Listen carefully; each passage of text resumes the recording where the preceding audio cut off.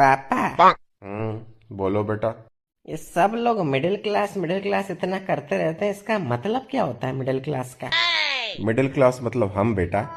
हाँ नहीं, वो तो पता है कि हम मिडिल क्लास हैं, पर इसका मतलब क्या एग्जैक्टली? हम मिडिल क्लास कैसे हैं?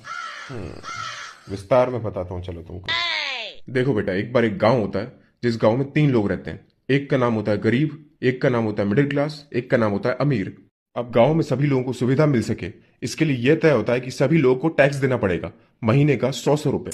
गरीब इतना कमाता नहीं है तो वो टैक्स भर नहीं सकता। अमीर के पास अपने जुगाड़ है तो वो कुछ ना कुछ करके अपना टैक्स बचा लेता है। अब बचा मिडिल क्लास जिसको पूरा टैक्स भरना पड़ता है। फिर तो मिडिल क्लास को पूरी सुविधा मिलती होंगी ना पापा, क्योंकि वो पूरा टैक्स भर रहा है। नहीं बेटा, सुविधा मिलती है गरीब को क्योंकि वो गरीब है, और अमीर को क्योंकि उसके पास ताकत है। तो हमें क्या मिलता है पापा? बेटा, हमें मिलता है एक सर्टिफिकेट कि हम गरीब और अमीर दोनों के अन्नदाता हैं।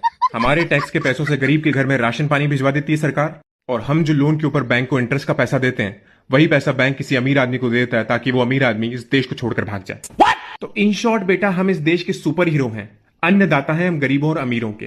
मिडिल क्लास बहुत बड़ा सुपर हीरो। समझ गया पापा।